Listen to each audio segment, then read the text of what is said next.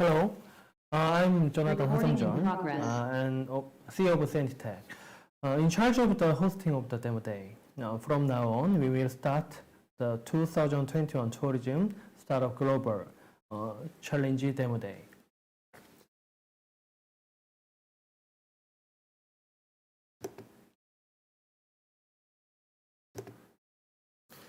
The Ministry of Culture, Sports and Tourism and the Korean Tourism Organization are publishing for the 2021 Tourism Global Leading Company Scale-up project to support promising domestic tourism companies wishing to enter the global market. Since June, it has been operating the 2021 Tourism Global Challenge, an intensive support program that has been running for 6 months with global specialized accelerator Scientitech in order to expand the overseas business of domestic tourism companies. I hope it will be a meaningful time to feel the passion and challenges of K-tourism startups. Informing of today's program schedule. Today's demo day will start with the opening at 9:30 a.m., followed by IR pitching from total of 9 teams and will end at 11:30 a.m. After the end, the startups group networking will proceed offline.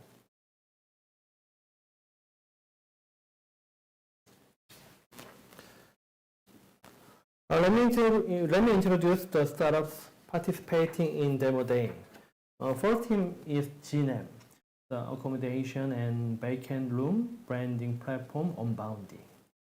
And second team is POPPINGCAR, mobility advertising platform using exterior of vehicle as a billboard.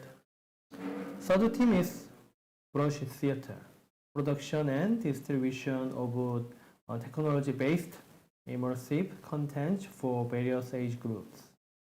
And fourth team is the Swing, easy and convenient shared mobility service platform. And fifth team is Seoul Unnieduel, beauty content commerce platform for Southeast Asian women.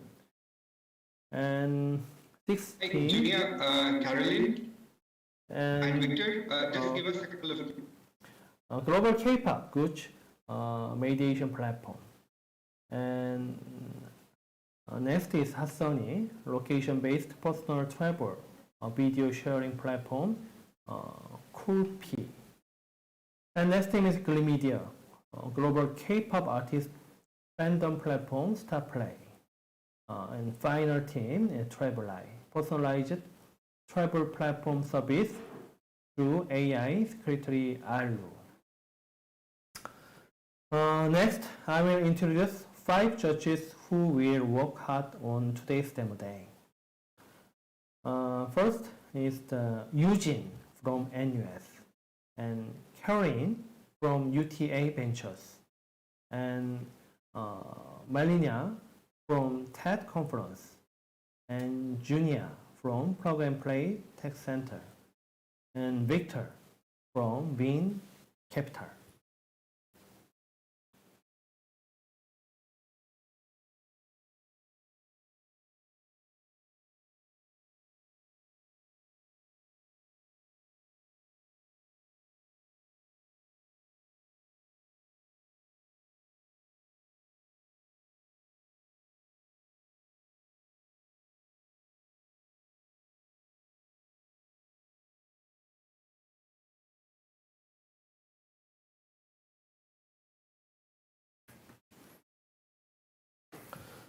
And next, let's hear today's Judge Eugene's greeting address. Hi, Eugene. Hello. Hi. So I heard you went to some coffee shop for take up coffee, right? Yes. I'm sorry that I didn't provide coffee for you. I'm so sorry. I'm picky. You have a frappuccino here, but I wanted a hot coffee, so not your fault. Yeah. Okay, thank you. And today we prepared 9 startup pitching. So can you some recommendation for them? Sure, sure. Well, I'm pleased to be here, and in many ways, it's fitting that I'm joining you today because this is sponsored by the Korea Tourism Organization and focused on startups that are related to the tourism industry. I say this because I'm coming from the National University of Singapore. NUS Enterprise, which is the entrepreneurial arm of the National University of Singapore, where I run startup programs there. And in some ways, I shouldn't be here. I almost didn't make it. I was planning my trip to Korea and the United States, and after the Korean government announced the 10-day quarantine, many of us who were traveling from Singapore to Korea, we were using a quarantine-exempt vaccine travel lane. So I was expecting not to use it to have to quarantine, and instead we thought we had to quarantine. Then the Korean embassy in Singapore clarified that the vaccine travel lane, the VTL, would be maintained. So I'm here because of this VTL, and it was maintained with Singapore. So almost didn't make it here because of that. I would have canceled my trip. Now, why do I tell this story? Why do I mention the chaos and uncertainty related to how the Omicron variant affected quarantine rules, which affected my travel plans, almost? It's because we live in this time where travel and tourism have been one of the industries most greatly disrupted by the pandemic. And so at the same time, as much as it is disruptive, it's also uncertainty creates opportunity as well. And one of the keys that all companies, but especially companies and startups in tourism, need to be extremely nimble. They need to be able to adapt very quickly, read the situation, and even not just read the situation, but anticipate what might happen. You have to predict, and yet at the same time know that your predictions may change, may be wrong. Things can change very quickly. Agility and speed, focus, ability to adjust to situations very quickly. And so all the startups, all the advantages of startups in some ways are increased or multiplied in the context of coronavirus. So that's one thing that I'm sure they understand, but I want to emphasize. One last thing I want to mention is that we had at NUS Enterprise, through my role there, we have run some programs for Korean startups trying to enter the Singapore and Southeast Asia market. And there was a case, I was mentoring a startup that was coming from Singapore and was well-funded by venture capital, more than enough money, and smart founding team. Seem to have good resources. They have some revenue, but as they try and enter the Singapore market, their value proposition was that they will automate certain of their back-end operations to streamline their workflow, but also to reduce their manpower. And the founder was explaining how they can cut the number of people in order to cut costs, and that was their biggest value proposition. They said this is important way for hospitality companies to survive right now. And I mentioned to him that in Singapore, the government is actually providing some subsidies to the hotels and other hospitality-related industries to maintain their staff and not to fire their staff. It's a very different situation. So an example of how important it is to understand the market you're trying to enter and how different it might be from the one you're most familiar with. So another reminder to the startups, this is a case where they may have had some success in Korea and Japan and elsewhere, but as they're trying to enter Southeast Asia, the whole context, the government policy, the attitude of the companies they're selling to may be very, very different. Yeah. Okay, thank you for your recommendation. And actually, the many Korean startups wish to go to Singapore. The reason why is they think Singapore is center of Southeast Asia. Actually, my view is the very important city and nation in Asia. So actually, our portfolio is over 200. So, I will recommend some startup. So, Yes. If you can you give some recommendations for the going to Singapore market? So prepare something or prepare this kind of technology is better than the other countries. Yeah. Can you recommend? Yeah. So when you think about the entry into Singapore, there are some pros and cons. As you said, it is really the hub of Southeast Asia for business, for travel. It is so it's a great place to do business and start a company. That being said, the market itself is quite small, and it depends on what your product is. Tourism in particular, Singapore could be a great place because so much of the economy is driven by travel and tourism. However, in terms of the actual general market size, it's 5 million people, which is, I mean, Seoul is 25 million. Seoul and Incheon and Gyeonggi, right? So Seoul Metro, You know where. Yeah. So if you have a B2C type company, Singapore might not be the best place.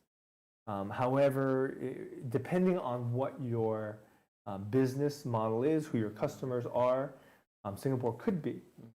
So if you want to sell to hotels, for example, if you have a product that you can serve to them, being established in Singapore would be fantastic because it's most likely going to be the regional hub for all the other hotels. And again, hotels may be different. Sometimes some are more centralized, some are more decentralized. So I would say that really understanding your business and your customers will help you understand whether you need to go to Indonesia or Vietnam or to Singapore.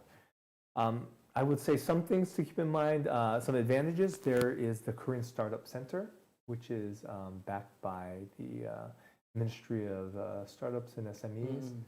They have a office space, so you can have a soft landing and subsidized rent. They're very willing to support Korean startups trying to enter the Singapore market. So there's that resource. There's also folks like me who are Korean or Korean American who are interested in supporting startups, even though we may not have a direct role with the. I know the folks at the Korea Startup Center, but glad to help any startups that are trying to enter Singapore. So those are a couple of the advantages to think about. And one last thing, the Singapore Tourism Board, STB, has a accelerator program, non-equity, but they have a program to attract the most promising tourism-related startups to operate in Singapore.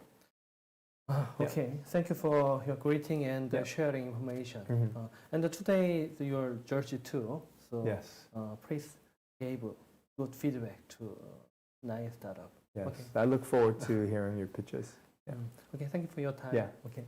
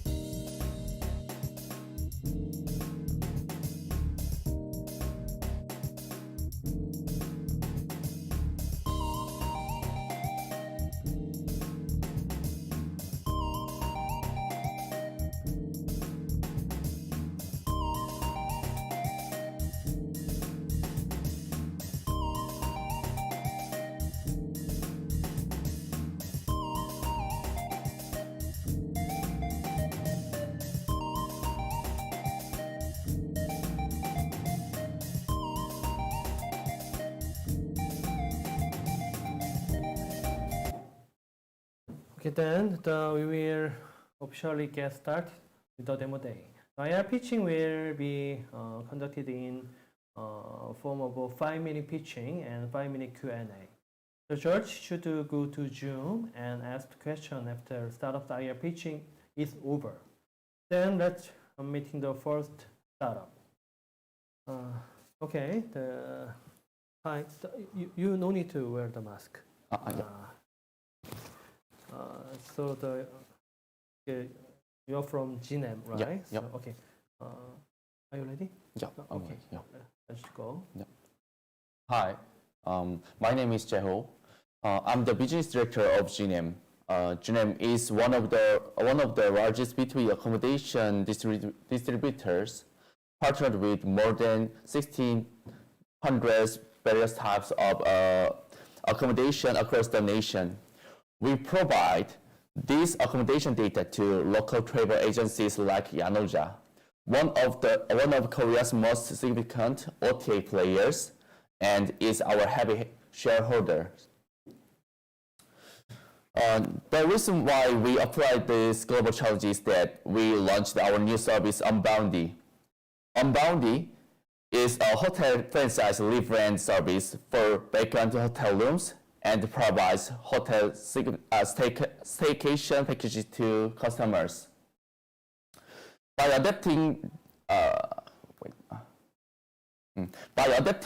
the Unbound brand, hotels can provide an exceptional experience to customers and increase occupancy rate, ultimately leading to sales. The following pictures are examples of Unboundy.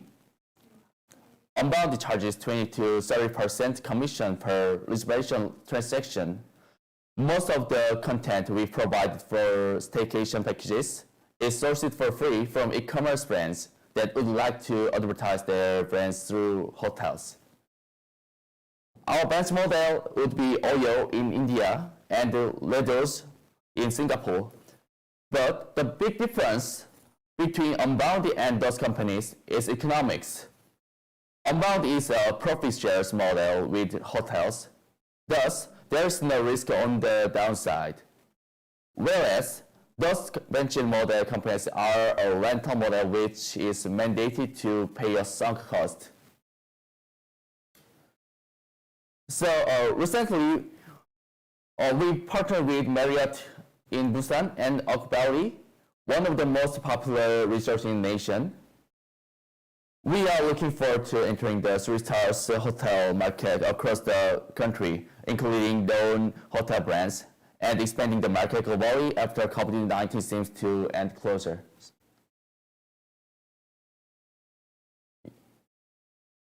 Yeah, thank you.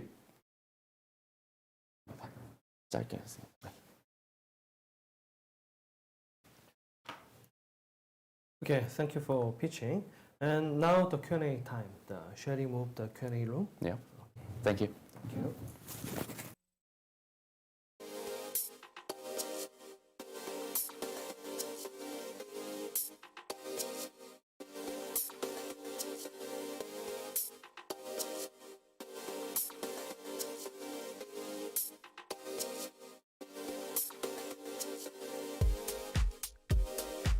Do you guys have any questions?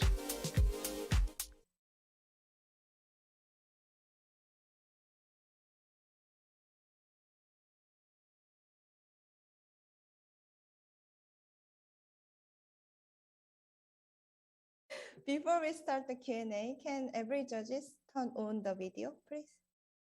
Hi. Hi. Oh, Yeah. I'm ready.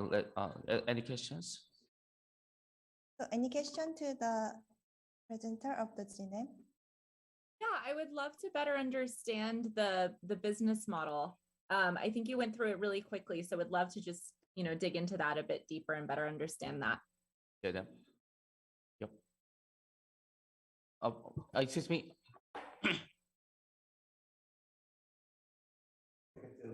Oh, one more, please.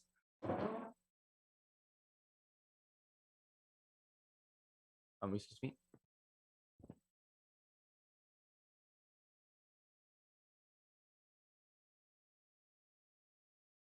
자, 이거 되는 건가요? Hi, can you hear me? Wait a sec. Oh, yeah. Could you one more time, please? What is the question?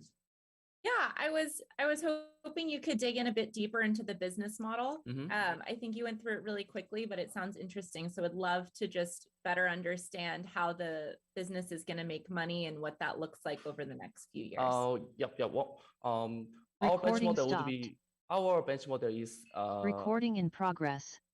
Yep. Our bench model would be oil in India and leathers in Singapore. But the big difference between our service, those companies are a rental model, but our model is profit share model with hotels. There is no risk because we source the content for free from e-commerce brands who which want to advertise through hotels, popular hotels such as Marriott or Oak Valley. Yeah, that's right. The profit share model. Yep. So we got a high profit. We got a high profit. Got it. Super helpful. So it's almost like in-person product placement, but at the hotels for these e-commerce brands. Yep. Okay, super helpful. Thank you. Okay, thank you. Any other questions? Yeah, I just wanted to say that the model sounds really great, and I'd love to hear a little bit more about the traction that you're gaining. I know that you mentioned a partnership with Marriott, but could you expand a little bit about the companies on both sides that you're working with? Excuse me. One more time, please. Yeah, I just wanted to get a little bit more information on the traction that you're getting, both in terms of the hotels that you're working with. Yeah, I do have a question. Yeah. And the e-com as well. We got we partnered with more than 100 various types of accommodations across the nation. So, and we partnered with Yanoja, the OTA players. So, there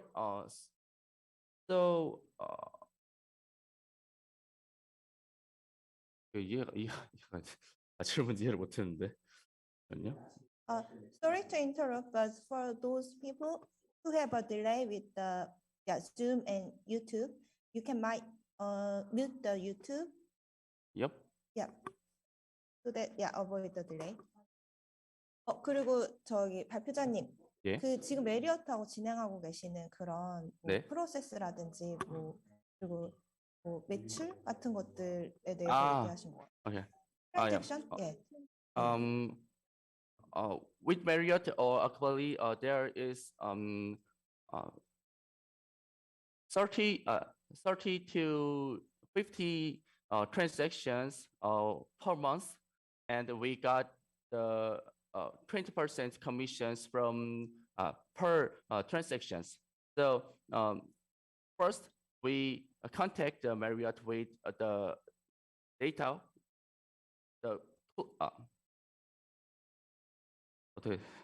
잠시만요. 제 영어는. Yep. The profit.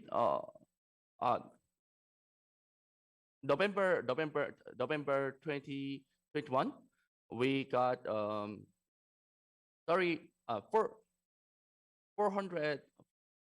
million won from Marriott Oak Valley. Yep. There is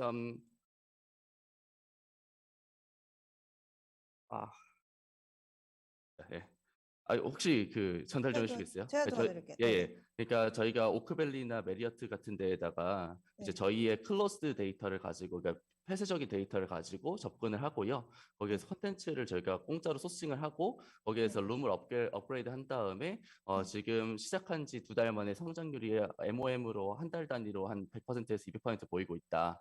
현재 MOM, 거래액은 한 네. 2천만 원에 3천만 원 정도 되고 있고 런칭한 지 3개월 만에.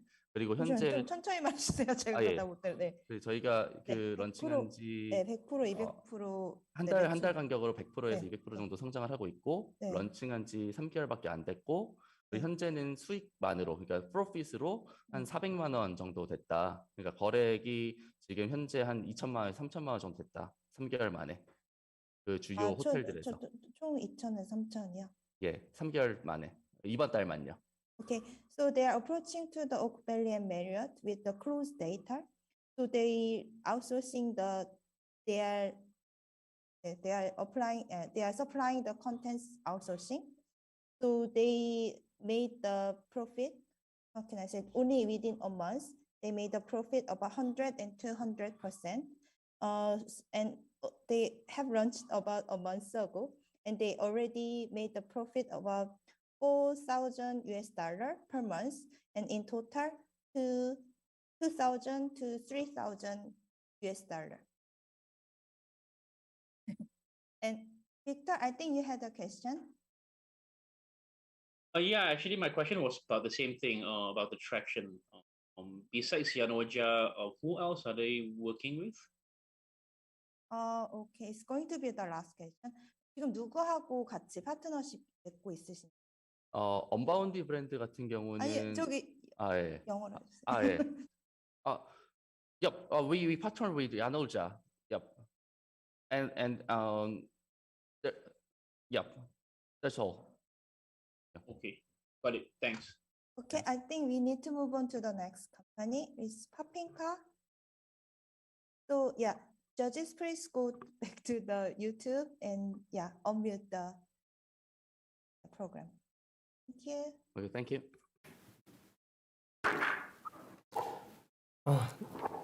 Okay, the next team is ready. Next team is the POPPINGCAR. So today is the unique team. So okay, shall we go? Okay, thanks for kind introduction. I'm Uni Kim from POPPINGCAR. So let me move on to the actual presentation.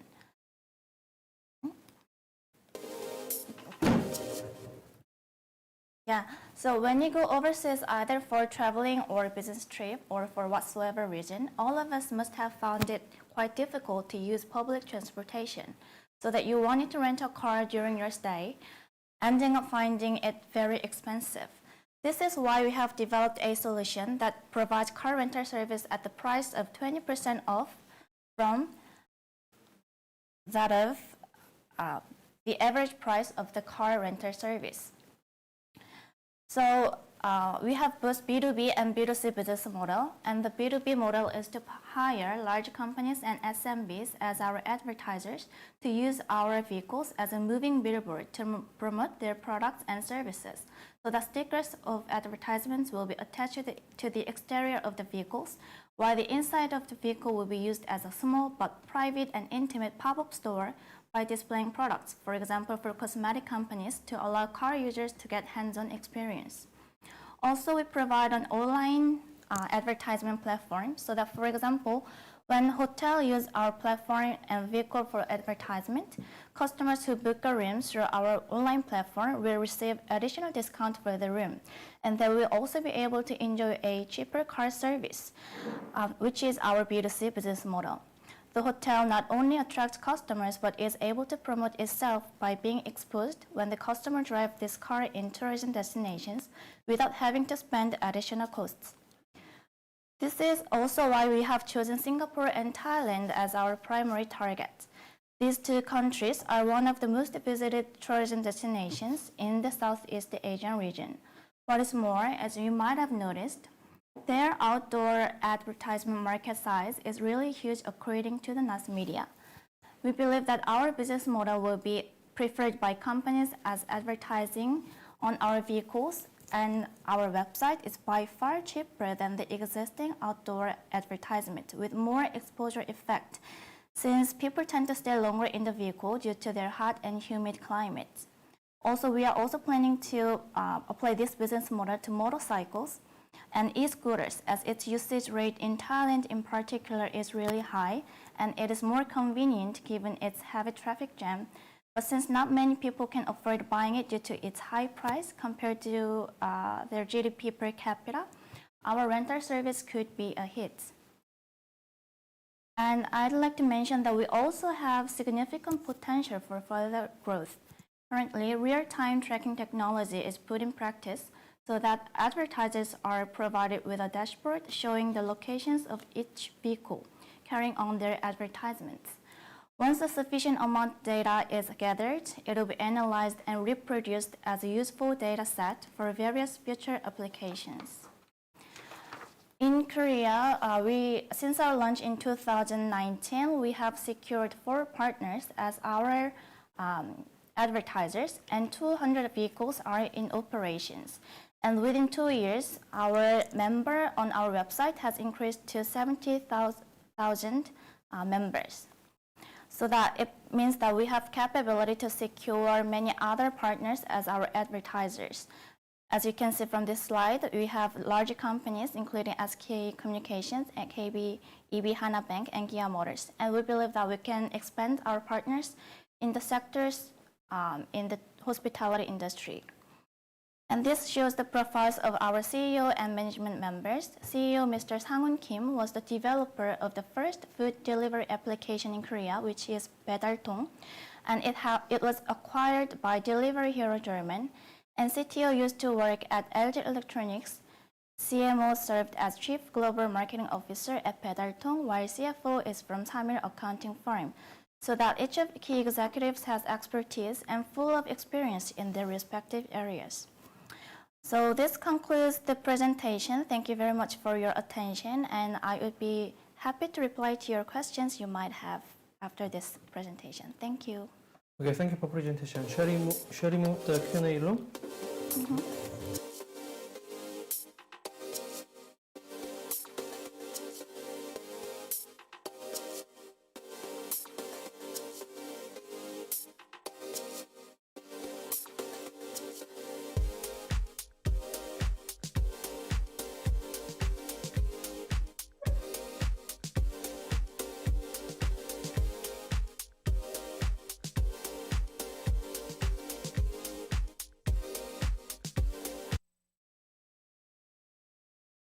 Okay, thank you for the presentation. Yeah, judges, please turn on the video.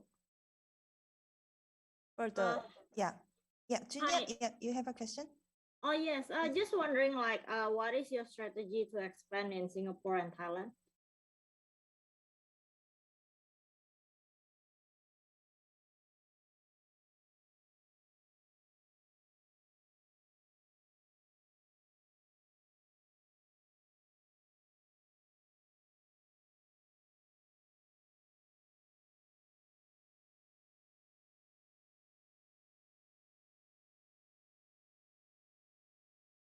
Market, and we believe that Singapore, in Singapore market, like purchasing a car is quite expensive. Sorry to interrupt, but because of the mute, we wasn't able to hear the first part. So can you please start from beginning?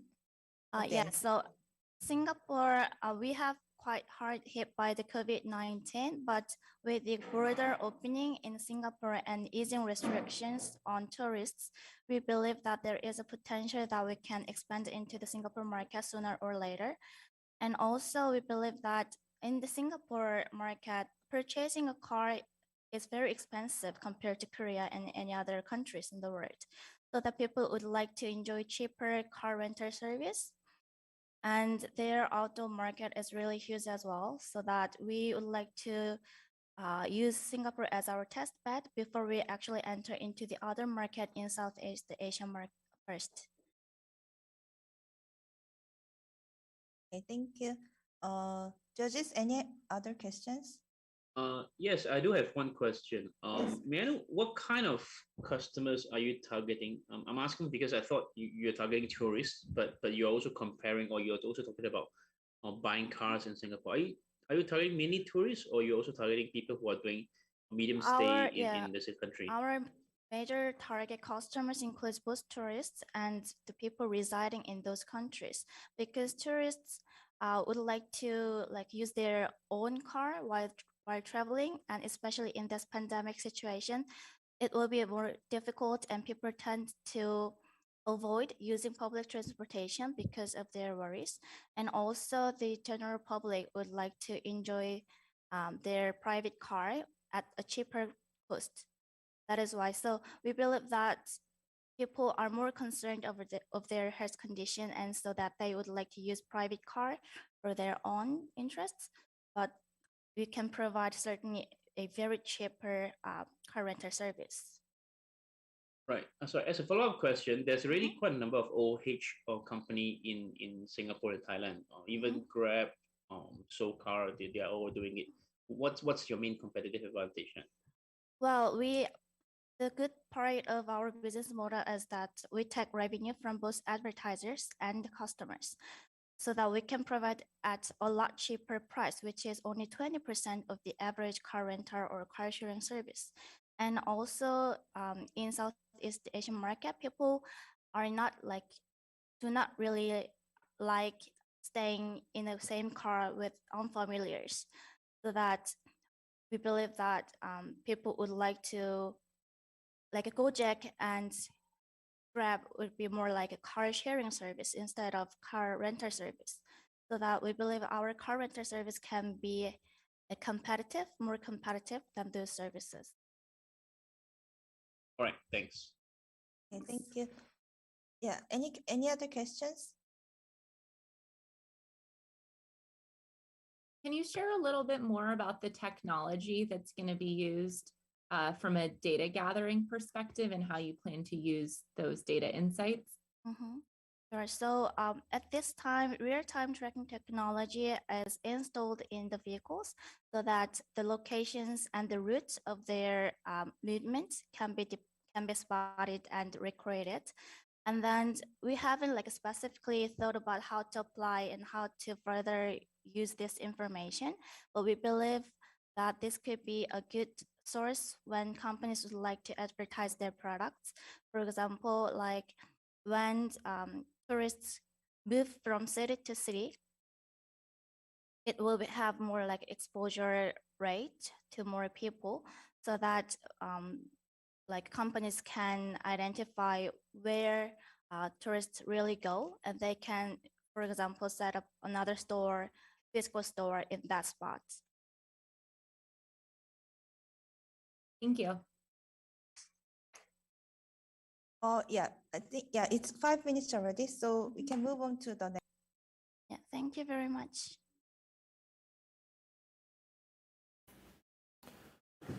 Okay, thank you for presentation. And the next team is the Brush Theater. Okay, are you ready? Okay, shall we go? Hello everyone, this is Sylvia from Brush Theater. It's an honor to be able to share our company story with you today. So today I'm going to talk about how we change traditional theater into a new experience. So in the current art market, there is a lack of good offline content for all ages to enjoy together. The content for kids is too boring for adults, as well as content for adults is not suitable for kids. So it is very hard for family audiences to spend meaningful time together through offline entertainment. And also we found the trend of more mobile is getting all around in our daily lives. People are looking for content that is easily accessible. So in order to solve the market problem, we came up with a solution to combine art, media, and technology together to create a mobilized theater for the new generation to meet their needs and wants.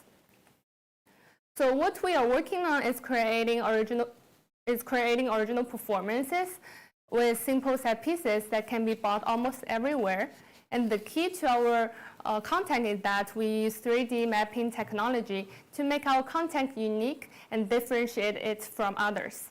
So with our technology, our content can be transferred to different cities, different countries with less effort. So our company had a long history of making original productions. We started with family musicals and drawing shows, but right now we're moving towards making something new, which is our immersive content.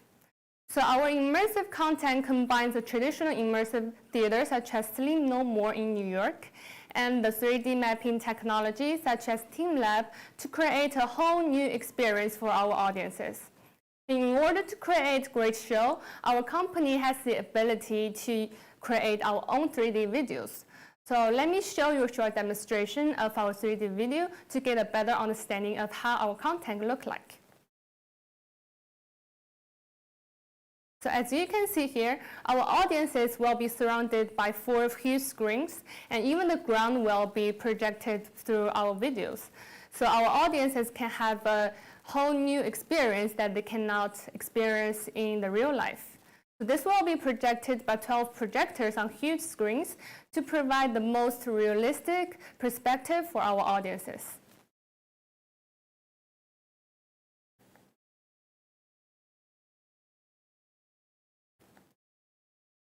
So with our new immersive content, we are planning to open our new tourism business, Brush Theater flagship store first in Seoul.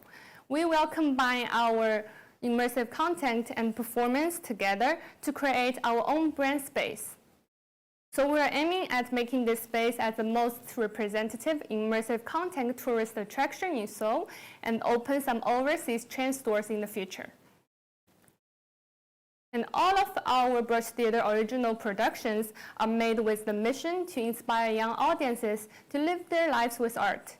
And brush up your inner child is our company slogan. We believe that through Brush Theater's art content, no matter what age they are, everyone can always find their real pure inner child and bring up the real joy again. And our company was founded by our CEO, Ki-Jun Lee, in 2015, and our business model and content have won a lot of awards through the years.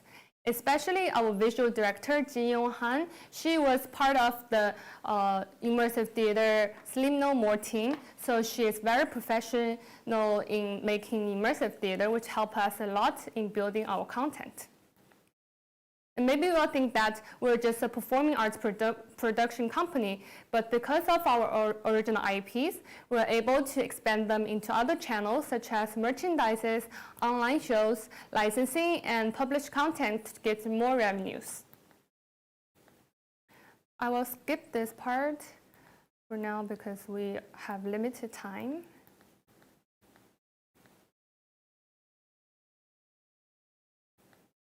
So our target market is the rising market in travel market, which is the global immersive show content. It is rising very fast every year, so we think it has a lot of potential and it's worthy for us to invest in and keeping developing new content in this field.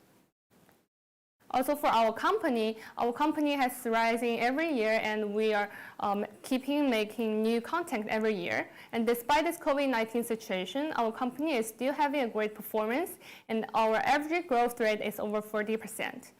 And we are also expecting for a huge growth in our sales after the grand opening of our immersive content. So in the future, we are going to build our business into a more clear structure and keeping developing good original content every year. So with that to say, we are aiming at making Brush Theater as the most representative Korean content brand and make it to the world in the future. So we are always dedicated to make both artists and audiences happy and keeping move forward. Please contact us if you are interested in our company or product and we can make the new future together. Thank you. Okay, thank you for presentation. And shall we move to the Q&A room? Thank you. Thank you.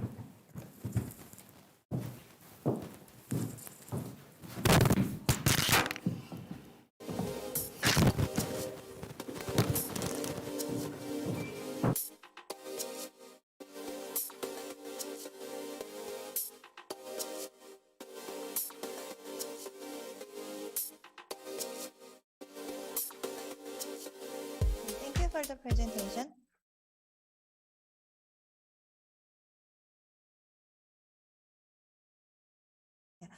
Judges, can you please turn on the video? And yeah, ask the question if you have any. Yeah, I just wanted to say that was a really great pitch. So Thank well you. done on that. Yeah, I would love to understand a little bit more about the feedback that you've received on the programs so far and how you're incorporating that, because I think a lot of what you're doing is obviously swayed by audience perception. So I'd love to hear the feedback that you've received. Yeah. So for right now, we've already developed two immersive content. One is about the story in space, and one is about the story in dream, and they're targeting towards different audiences. So for the first one about the space, it's targeting to all ages of people that not only kids can enjoy it, but also like adults can enjoy it. So it's more than like an interactive show. So we've already upgraded it a couple times and keeping getting feedbacks from our audiences to make our prototype better. So it's right now ready to the markets that we once the whole space is set, we are ready for that program to be open to the audiences. And for the other program about the dream, it's a musical. So it's we combine musical and immersive content together to create more like an art education program to kids. So that is already won a lot of attention from local entertainment groups in South Korea, and we are going to open it in the main theater, which is I don't know if you have ever heard about it. It's 예술의 전당. It's like the biggest theater in South Korea next year. So we've already working on that. So it's already get recognized by the local entertainment groups. So yeah, it's getting a lot of good feedbacks. That's fantastic. Very exciting. Well done. Thank you. Any other questions? Yeah, this is Eugene. I have a couple of reactions. And so, and I'm going to list them, and then I'd like to hear how you kind of respond to them. One is that an opportunity I see is, and this is all related to the pandemic and how the pandemic could affect what you're doing. One is that parents are really struggling to find things to do with their kids. I mean, they're just out of ideas. And you did address a point. Like, I haven't seen your production yet, but it's interesting to imagine what a production would look like that's engaging for both parents and for children. And it's very hard. Usually parents are sacrificing to entertain their kids. They're prioritizing that. So that would be, and they're running out of things. So it'd be interesting there could be an opportunity around families that are looking for something new and interactive that addresses everyone's needs. So it sounds like there's opportunity there. Secondly, though, anything with more than a handful of people, right, is extremely limited now. There are changes in the size of the groups that can meet, but something like a theater, I would imagine, would be very prone to the regulations around meetings. So that's a second thing that I think of. And so, yeah, it would help me to understand. And then also, if you have time to, or if you've thought about how this affects your global strategy, how you enter other countries. And so anyway, I think you understand where I'm coming from. So I've just put my finger on 2 points, but how has the pandemic affected both positively and negatively what you're trying to do? Yeah, thank you. First, thank you so much for all the feedbacks. So for the first point, that's also why we started this immersive content, because of the pandemic, because people are like locked down at homes and they are really seeking for something new that's out of like Netflix or something online. So we think that people will really seeking for something new, offline entertainment after the pandemic. And so that's why we started to make something new, and such as like our immersive content. And this will be a new trend for after the pandemic, that people will looking for something new, like something entertainment like us. And as for the second part, our immersive content will like develop into other like channels, such as we are now doing it as a live show, like offline live show, but it has the potential to be transferred into VRs, like one VR content that can be distributed to different customers online that's without personal contact with each other. So it's another potential for our immersive content that it can be transferred through online channels in the future. So it has a lot of different channels to deliver to our audiences. So okay, yeah. I know we're running out of time, so I wanted to ask one point of clarification though. How have you been affected by regulations around group size? Because our immersive content is actually, we don't really open it to like 500 people or 1,000 people. Our audiences was limited, and right now the regulation is fine for us. And because we are really creating something high quality, so we're not like, it's like a Michelin in performing arts. So we are not like aiming at a lot of groups. We are aiming at the high quality, like performing high quality customers that for our immersive content for now. So the regulation is not really affecting us. Okay. Okay, yeah, we need to move on to the next company. Judges, please stay on the Zoom. Thank you so much. Thank you for the Q&A. Yeah, the next company will pitch at the Zoom. So yeah, Swing, please continue the presentation. Hello, nice to meet you. This is Sun Kim from Swing. Would like to introduce our company. We're very happy to introduce our company. We are, first of all, we are micro-mobility operating platform. We're not a tourism-focused company, but we know for sure from data, at least 30 to 40% of our mobility is actually coming from tourism in Seoul as well. By saying number one, we are number one in scale, in profitability, in growth, and franchise in Seoul. No other personal mobility company in the world has achieved profitability and the real bottom line, like EBIT. And secondly, we've achieved around 35 scooters, which is pretty significant compared to the size of Korea. We are currently running two different services. One is Swing and two is Day Rider. Swing is just like something you've seen in all over the world, like Blackbird and Lime. But Day Rider is very unique for Korea. Is the sharing service only for the delivery man. We have two different visions. Number one, for Swing, we would like to be the number one player in North Asia. In Europe, there's a tier, not Bird or Lime. The number one European player is coming from Berlin. We believe the number one in North Asia would be Swing, born in Korea. And Day Rider, we would like to build a very good logistics platform. By Swing, we have two different core items. Number one, core actions needed. Number one is we need to raise fund at scale, and we need to operate a lot of scooters at scale. We're doing it by adopting an operating platform, which is dividing the ownership and the operation.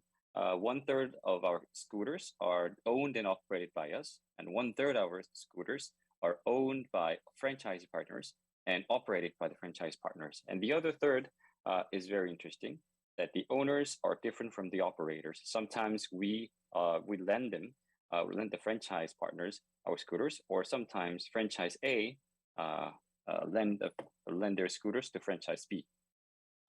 For the Day Rider, we are using it to recruit more riders because we're the most efficient company to run the bike rentals. We can make money by rentals, and with that money, we can spread the delivery demand to the riders, and so that there will be more riders. More riders means more rentals and more money, and we can give them the delivery demand for free. That's how it works. By doing so, in 5 years, we're going to be number one in micromobility player in Korea and Japan. Actually, we are already, because in Japan there's no one yet, one very small one. And in 5 years, we would like to build a strong micrologistics platform. So day rider service flow, it's because of the time restriction. I will just pass it. If you have any questions, please ask us because it's very unique for Korean market. In talking about Japan, many people ask me, why do you have to go to Japan right now? Because Japan is 3 years behind. Like everything is advanced than Korea. Japan is, but at least about this e-scooter business, Korea is 3 years advanced. And why is that? Because of the different regulations. Regulation says that regulation has changed very recently. Actually, it's more favorable than Korea. Now people don't need to wear helmets, and they can ride e-scooters just like they're riding bicycles. And third reason, last but very important one, competitors are slow to enter. Bird Lime, they tried in the beginning, like 2-3 years ago, but they were kicked out because of their very aggressive style. And Lime and Bird are actually not #1 in Europe as well, and in any other continent. So I think this local business should be won by local player. And why Swing, not Loop, is if you look at Loop, they have bleed so long. I mean, they bleeded so long since their beginning. They were born in 2018, and they've tried so hard to get the regulation fixed. And they did it, but actually that's something applied to all players, inviting all the competitors. And third, why Swing? Because if you ever been to Japan, by the way, personally, I lived in Japan, in Tokyo for 3 years. And as a Korean man living in Tokyo, I would say there are more advantage than disadvantage. Korean culture, at least, is considered as something cool from that time on. And actually nowadays, the Korean fashion is considered the best among, especially the young Japanese women. And if we achieve all these goals, we compared all these different companies. We are in year 3. Year 3, we already beats all the competitors in mobility service sectors. Everybody here nowadays in Korea is worried about regulation. E-scooters are something very dangerous that the business can stop by the government at any given time. But actually, if you really look at the number, we are already outperforming all the other car sharing platform or ride hailing platform or delivery platform. And if we achieve all these different targets that I shared with you, we will outperform all the others forever. And we will be the only one mobility company who will make money. Okay, this is it. Thank you for the question. Thank you for the presentation. So we can directly start the Q&A. Yes. Hi. So thank you very much for the presentation. I do have 2 questions. First of all, can you share what makes you different from the other guys like BIM, etc.? Is it because of your vehicle or any part of your technology? And my second question is maybe if you could, it would be good if you can run us through your cost structure as well. Thank you. Yeah. I thank you for the questions. We are not any different from purchasing in terms of hardware or in terms of how we do business, but actually it's more of the decision that we made correctly. And number 2 is actually because of the very nice people. If you compare globally, Korean and Japanese people, I would say they are the most esteemed people, the lightest people, and the most kind people who will never hurt the scooters, hurt the other people's assets. So our lifetime of scooters are very long. It's proven to be long. The scooter that we bought in 2019 April is still running, very in a very good condition. So it backs up our cost structure. And like I mentioned, the good decision that I made is something like this. If you compare the local players with us, the environment is the same. People willingness to pay and the kindness of people are the same to me and our local competitors. But what we did well is actually we adopted number 1, high pricing. Number 2, we build the operating platform. High pricing is something that it's very difficult to make decision as a CEO. But I trust this mobility service is not ride hailing, something that people actually compare the pricing and choose the modality. It's rather, if it's close, you just choose it, even though if it's a bit high, a bit more expensive. So I think pricing strategy worked well, and operating platform strategy, like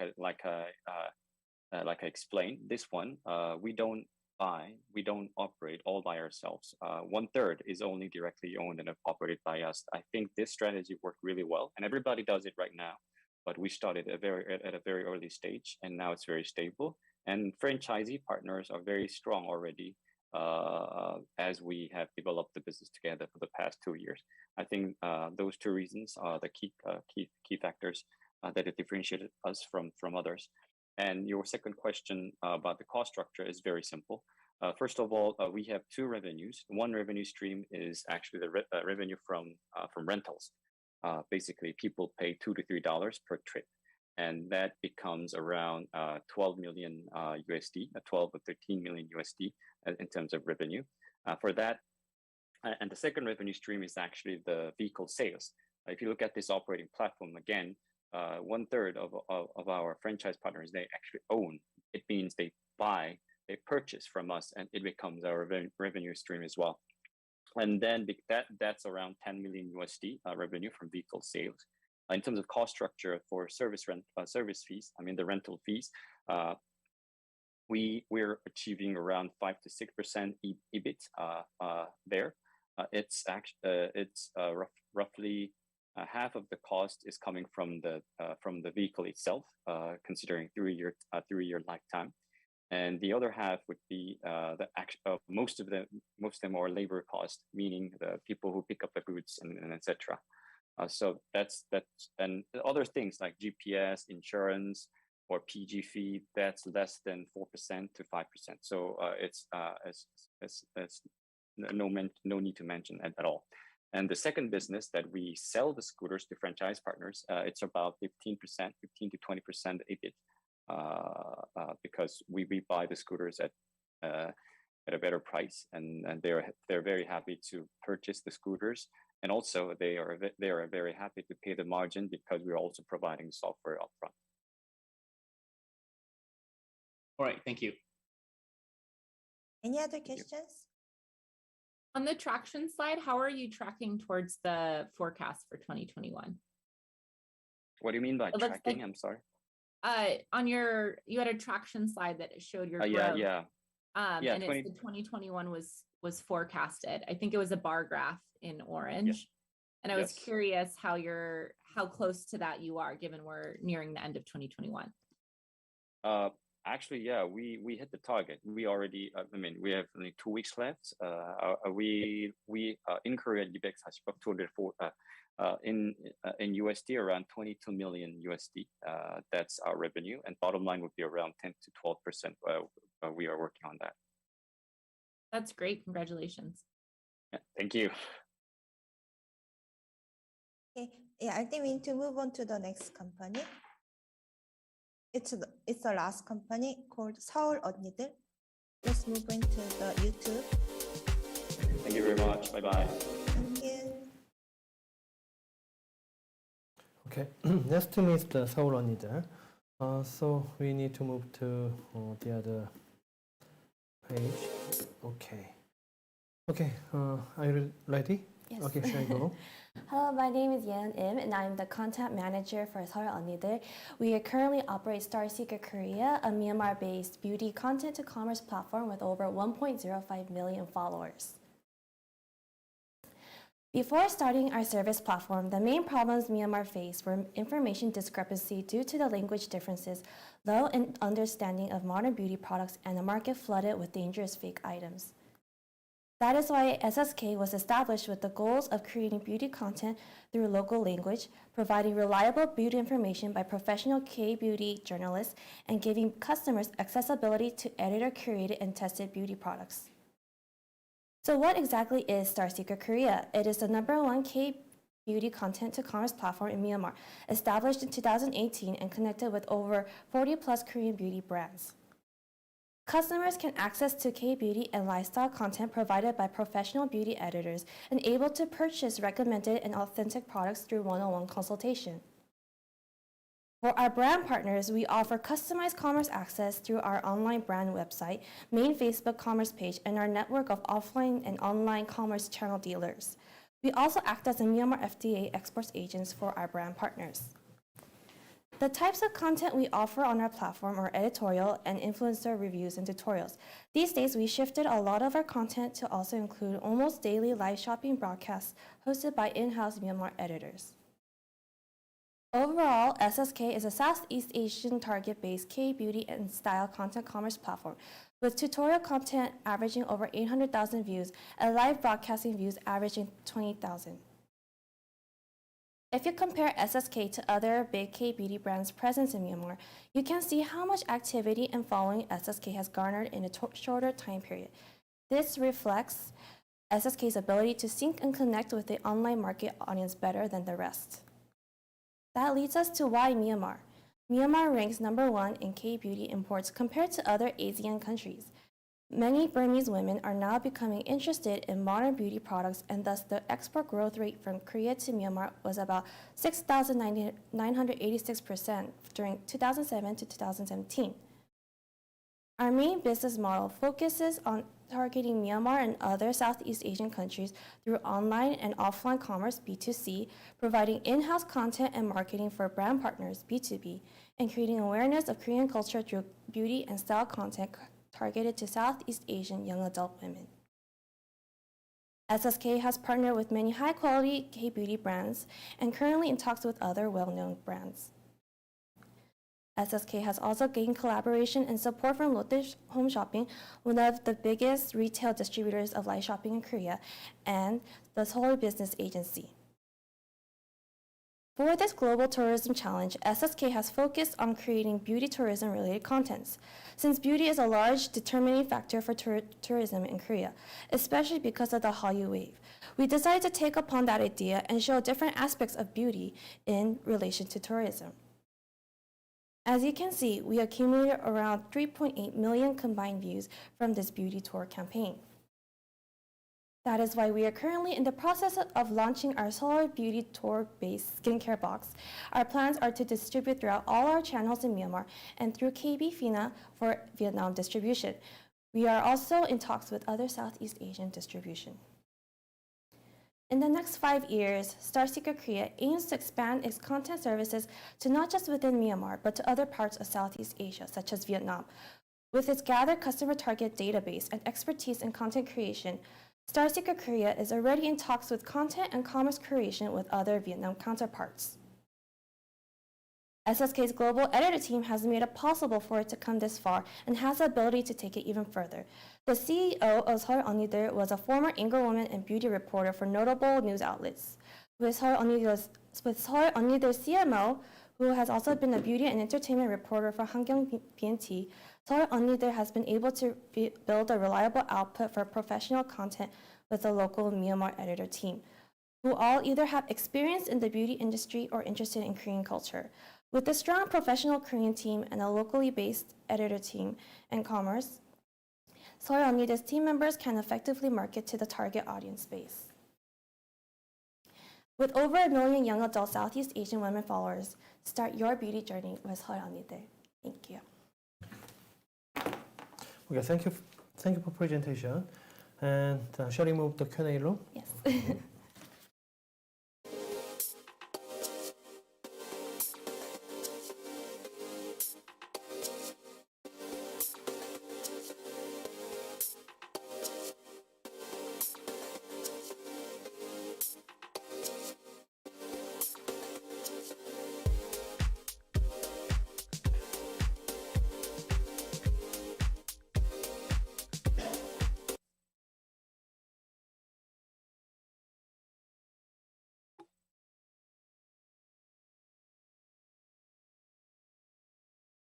Yeah, thank you for the presentation. Judges, please turn on the video and ask any questions.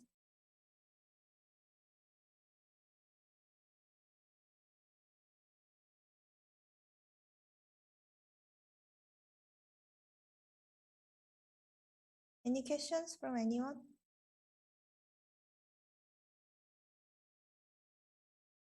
Yeah, I just wanted to say that was a really strong pitch. Congratulations. I must admit I was excited for this one. I love K-beauty.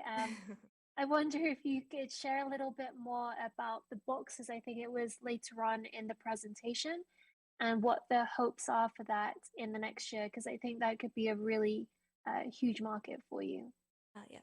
So basically, our whole campaign for this tourism campaign is that we wanted to not just do content creation, but also to link it commercially. So for that, we also, in our content, we have featured certain KBB products, and then we want to give Southeast Asian target audience members the ability to able to purchase and experience these products for themselves. So a lot of them, so there's two types. There's a basic skincare type that is more in a lower price range, and then a second one that's a little bit has a more brand notability, but it's a little bit higher price. So we're just trying to market between the affordability and also the quality cost. But the main focus about this beauty box is basically giving access to more diverse Korean beauty products. For example, a lot of the Southeast Asian market, they're more familiar with big brands, but with the SNS market culture right now, there's so much influx of so much great other K-beauty brands that we want to give expose. Especially, we're not looking for this just like profit-wise, but also a marketable asset to our brand partners. I love that. Good job. Thank you. Yeah, thank you for the question. Any other questions from judges?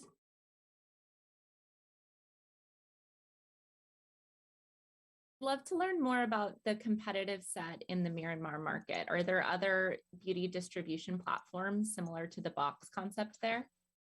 Currently, there is not. There's more of a offline distribution set. So there's more like beauty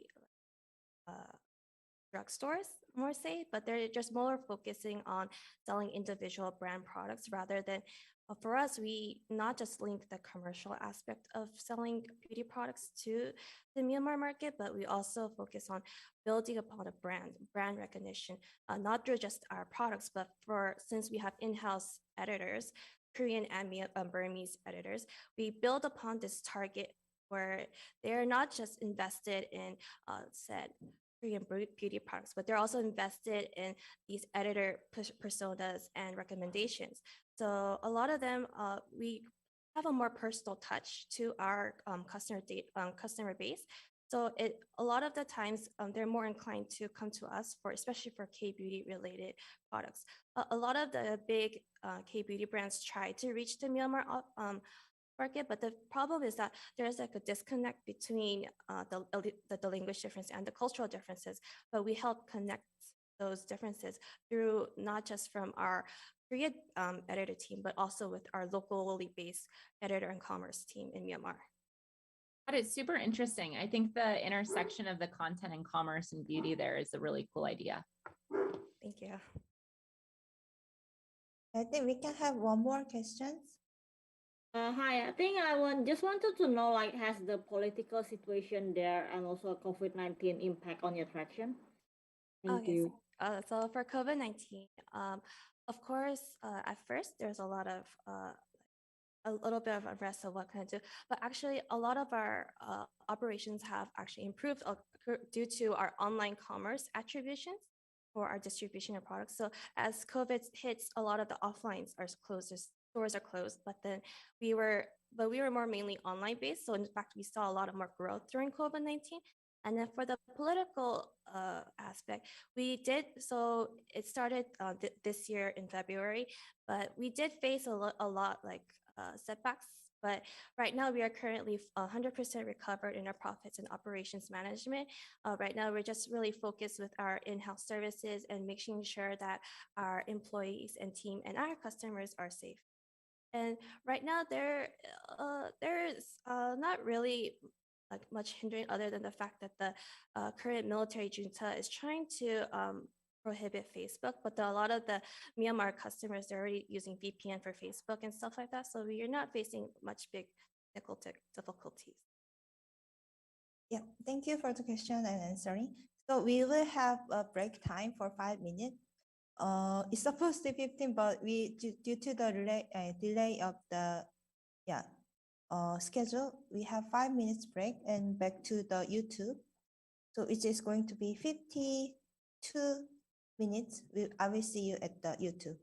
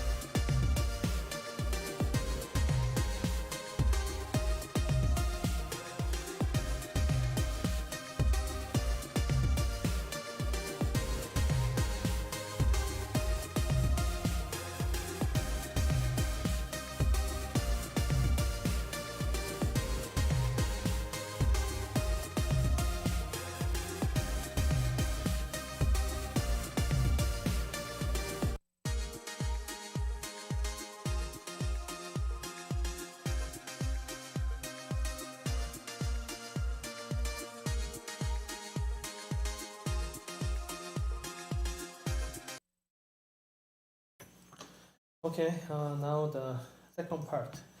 First team name is AMP. Okay, are you ready? Yes. Okay, shall I go? Okay. Hello, I'm Chorom Sun of AMP, and I'm in charge of the global marketing of a global K-pop goods platform, Deokjil. Deokjil means fanboying or fangirling in Korean.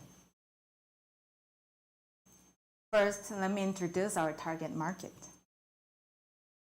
The previous K-pop market structure was pretty simple. The entertainment company supplied content to fandom. Now, however, fans create their own content and with their own design and resupply them to other fans. This kind of fan-generated industry is called fandustry, and the market size is growing rapidly. So if you have been to Korea, you may have seen some billboard ads on the subway stations or bus stations or building outside of the building.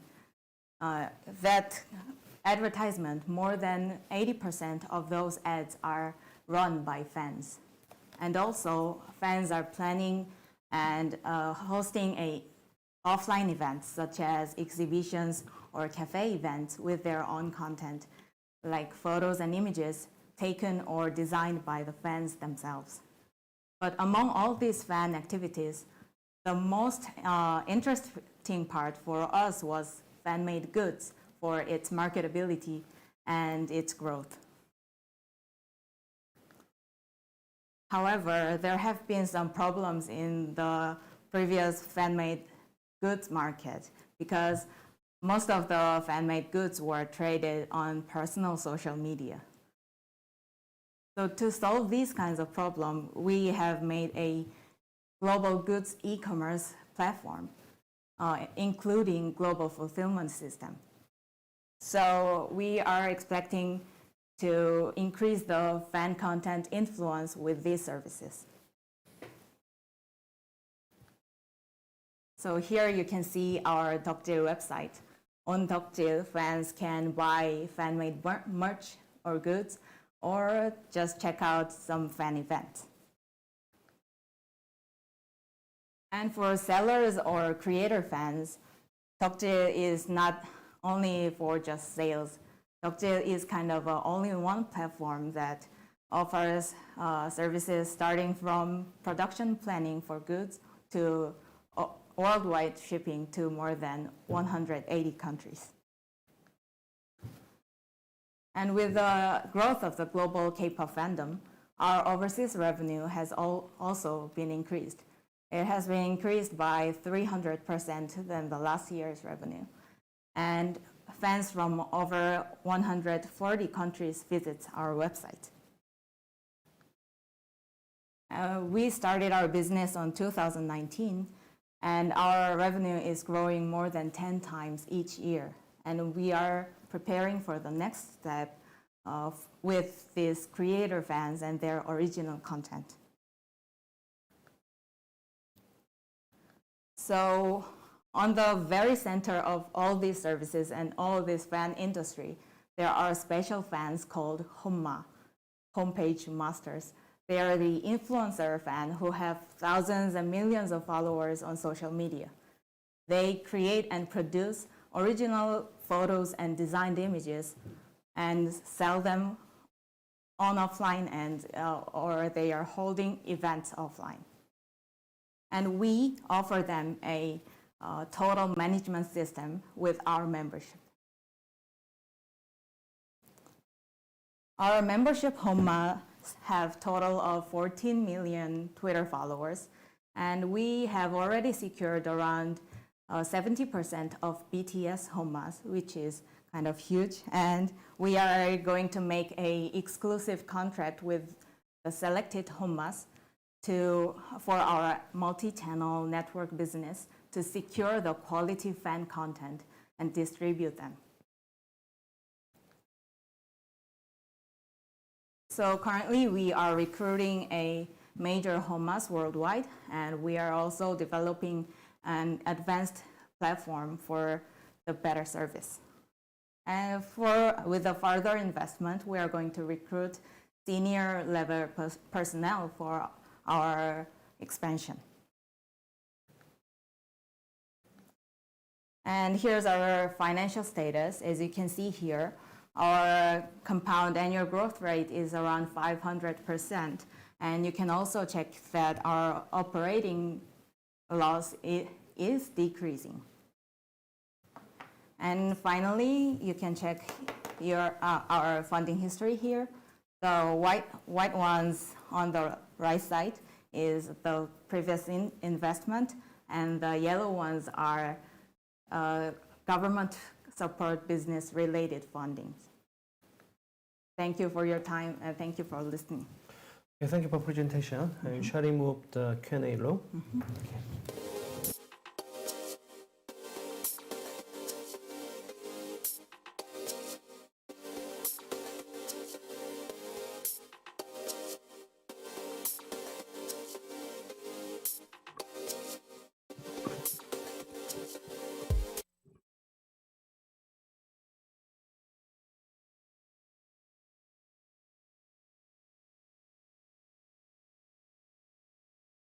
Hello, can you guys hear me? Yes. Thank you for the presentation. Okay, judges, can you please turn on the video? Yeah, any questions to our presenter?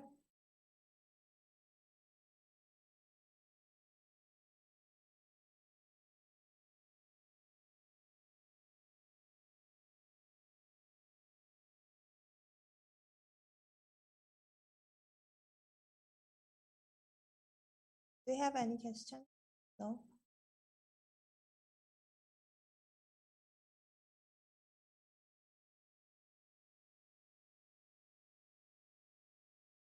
Eugene, what is the situation like in Singapore for the K-pop?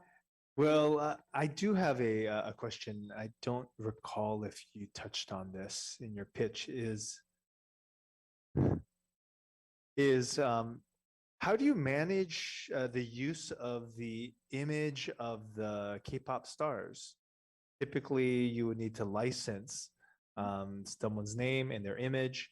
In your case, you're monetizing on someone else's picture. And so I worked with a startup before that was dealing with trying to generate user-generated like sports gear designs for sporting teams that were created by fans. And there were issues around licensing regarding the professional sports team in America. So anyway, I'm curious how you manage that. That's a huge question, I'm sure. First of all, since we first started business on 2019, there were zero legal issues or IP issues so far. And secondly, we consider that fans actually own partial or full IP for their original content, which is such as photos took by themselves, and images designed by themselves. But however, we know and recognize that we have legal risks, and we it's such a gray area. So we are consulting outside legal expert for the consulting, and we are preparing ourselves for the time when our businesses gets big enough to bother entertainment companies. Okay, thanks. Thank you. Thank you for the question. Victor, what is the K-pop market like in your country? K-pop, how is the K-pop doing in your country? I mean, how is the market there?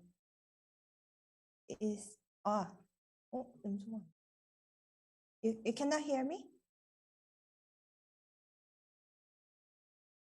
Okay.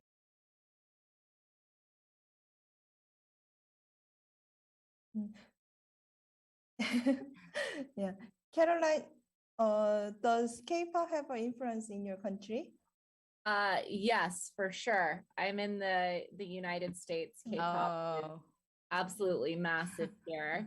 And I invest out of United Talent Agency, which is one of the largest representation firms in the world. So we represent clients all across creative industries, including, you know, several folks from the K-pop market, like Monsta X, or on the TV side, we rep a lot of the actors from Squid Game. So very much big believers in anything content and IP that could come to life, leveraging, you know, the Korean market, especially how it resonates in the US. I think the big question would be how your business model could apply in different markets, given, you know, how you're trying to structure it differently.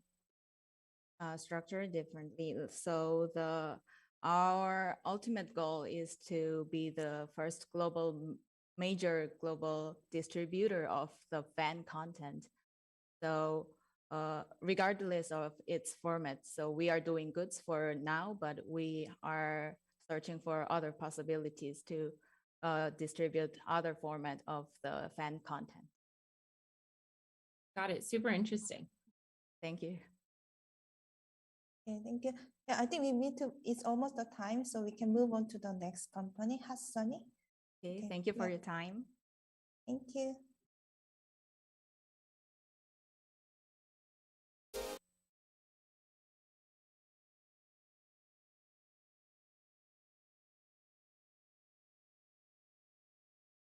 I am the founder of this company, Hotsunny, and I'm trying to introduce you to the next generation travel, Kupi.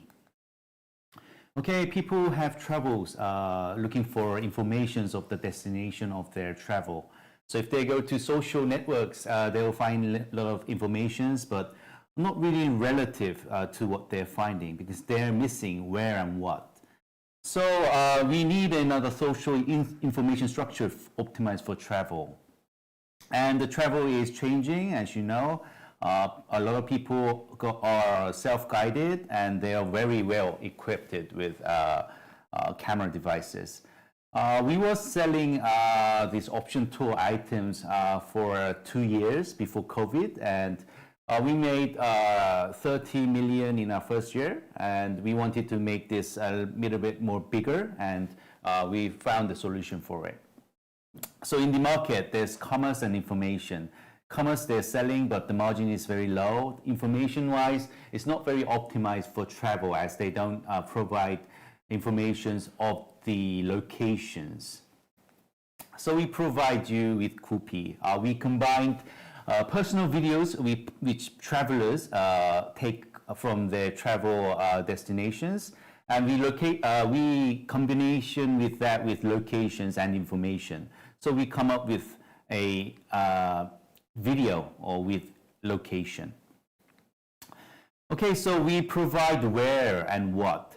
So we can find, like, if you want to go to Saipan, we can find all the activities you can do in Saipan. Also, if you want to see all the beaches in the whole world, you can see them by cities. You can also specifically find what's in Saipan. So like Saipan's best beaches, you can see all the beaches there. So these option tour buying customers have their needs. They need informations, but before that, they need inspirations. They need to know the place better than just seeing pictures and text. So we give them videos, travelers experience videos, and we connect that with location and map. You can see all the surroundings, and a video which can provide you better rate of buying than just seeing pictures and videos, pictures and texts. We have an AI engine provides relative information to the suppliers who are trying to go to that place, and we give them relative information to the interest groups also. So our first year's testimony was pretty good. We also had business offers who wanted to advertise their products or services in our targeted market. So this is our business model. Before they were selling, I was selling also by online commerce platforms, and we were selling them with pictures and text. But it wasn't enough. They were calling us for like 30 minutes or an hour to explain that product well. So we give them social contents, travel information, and with that we sell it. So the selling rate will become much more optimized, and more revenues will be taken to the suppliers. So we get commerce commissions, ad commissions, and in-app item purchase is also available. So we focus on the hobby groups and influencer groups, and people who go there and play, they will take a video. So people who want to go there will see that video, they'll go there, they buy the product, and they'll also be a content provider for our platform. So this will be a very sustainable business model as videos will grow in the future. So we have collected a lot of cities. We have more than 2,000 cities now. We have 12,000 users right now, and it's growing. And we feel that more contents in more cities will make our platform more beneficial for travelers. So we are funding right now. Okay, this is my team. I've been in the IT industry. I was in China, and I have a lot of O2O platform businesses, and also my partner is very experienced programmer. So both of us can pretty much make this platform a successful one. Thank you very much. This is it. Okay, thank you for presentation. And shall we move the Q&A room?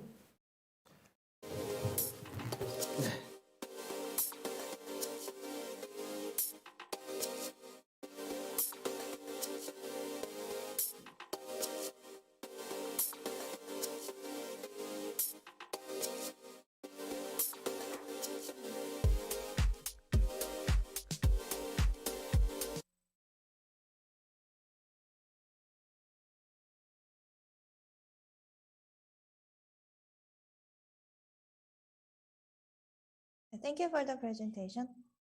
Okay, judges, if possible, yeah, please turn on the video. Any question to Hotsunny?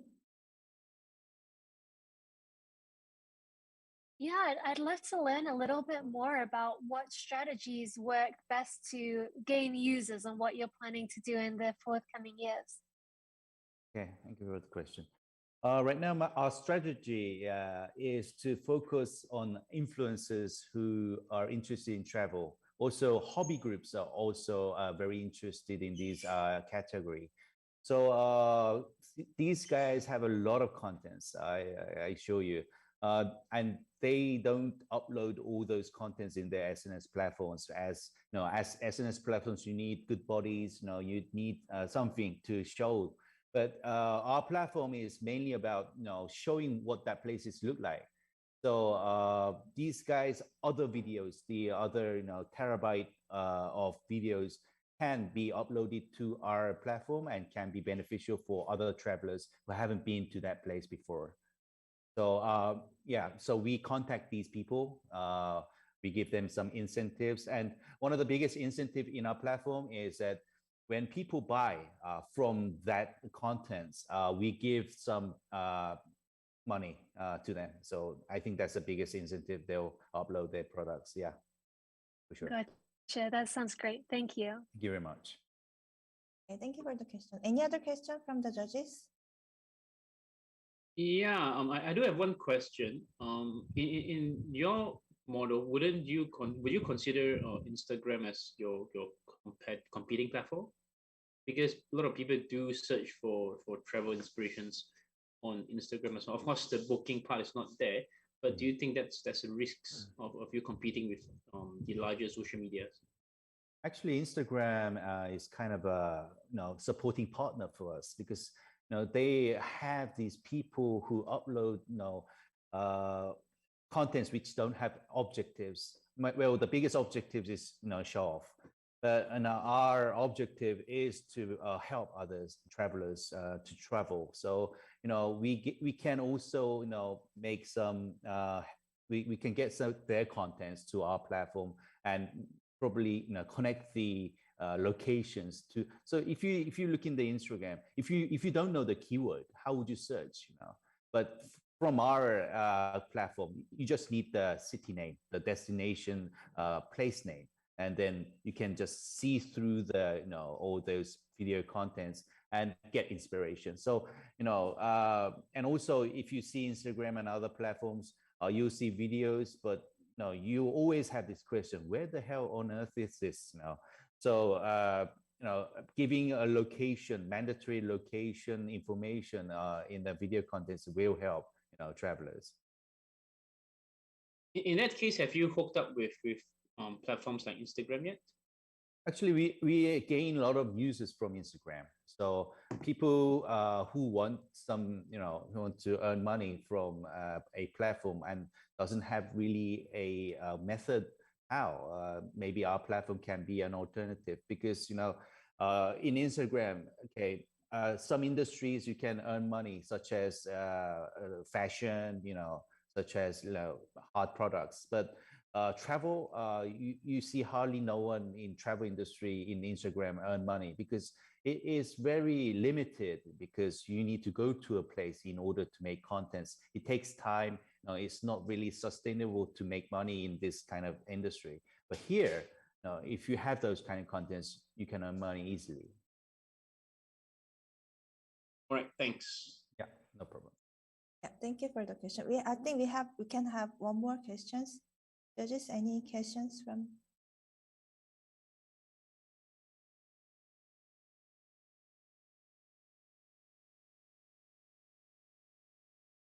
No.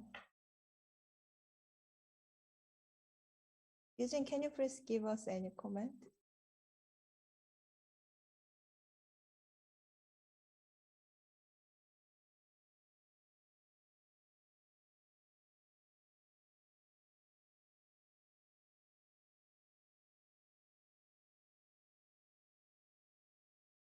I think his mic is off. I don't have an audio. It sounds like your business model is largely predicated on pre-pandemic travel habits and practices. How do you anticipate in the future you adjusting to the new normal of travel? Actually, I have a lot of data on self-guided travel, as I've been in the commerce industry for travel. So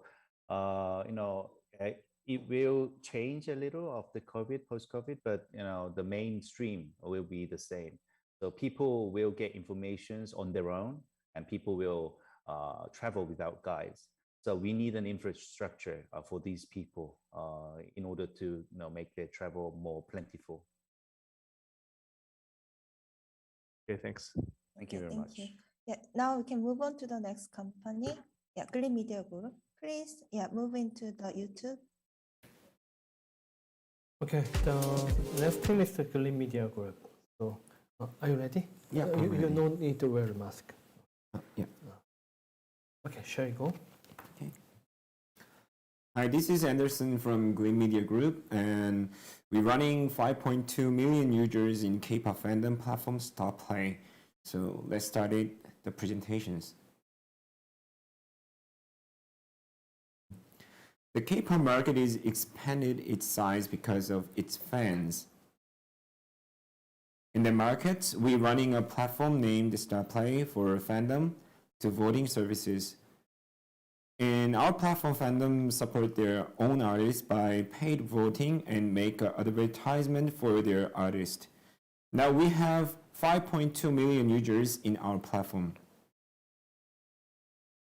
Not only for running the original voting, we also collaborate with Korean broadcast company and make a officiality in K-pop markets. So this is our value chain. We have officiality with fandom, artists, and also content companies. The value chains make us official fandom platform for K-pop artists. So the artists, they are so cooperative with us and make Travelai as an official advertisement platform for K-pop artists and the fandoms. We have 45 million votes in a week, so that is huge data for K-pop fandom. Because of the data, we can see the trend in K-pop markets. In StarPlay, every single voting is paid vote by users, the fandoms, so its data trend is so useful to understand its huge market trend and targets.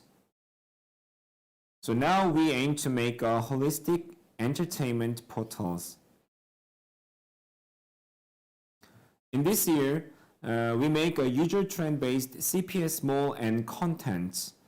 Users can watching our original contents like this and have an interest with K-pop pre-order goods and purchasing its own goods and repaid by their own voting points. It is our beta service mall, and we service it for 145 countries, and we already sold out 48 goods in this mall. And after COVID, we are launching the new services for K-culture tourism services. We make Indonesia's Korean tour ambassador voting in our services and make interested in East Asian markets. So we think that the StarPlay make a high demands for a Korean tour with new contents like this. Its original contents is all conducted by data trends for K-pop fans in targeted voting data. So the contents of our original platform is very emerging in this market. This is our first target market in East Asian market and USA and Vietnam. We are planning to make a new fandom tour programs too. So after COVID, the 90% of the K-pop fans are expected to visit in Korea. So we services for the tourism program in our platform. Not only for online services, we also make offline stores in K-pop fandom for K-pop fandoms in Seoul, and we have a plan to expand these offline chains in worldwide. And thanks for the support from Korean governments. Now we have a first place in Korean tourism venture company in last years, and this year we make a tourism leading global company. In this year, we make a progress in East Asian market, especially in Indonesia, for make a voting for tour ambassador for K-pop tours. So our vision is making a holistic K-culture community portal for global K-pop fans. Our members all have more than 8 years of K-culture market experiences. So I think that that's why we're making 5.2 million users only in 2 years. So we aim to make a K-culture platform for global K-pop fandoms, and we have a plan to expand our services for more than 145 countries in worldwide. So thanks for listening, and this is Anderson from Gleammedia Group. Okay, thank you for your presentation, and shall we move to Q&A room? Okay, thank you.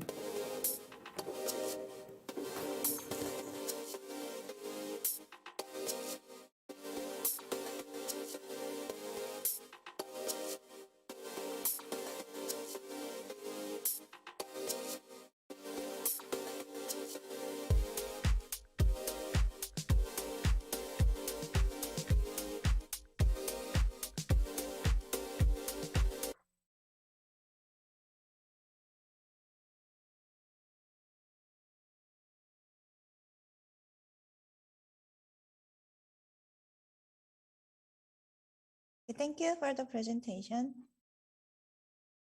The judges, please turn on the video and ask any question to our presenter.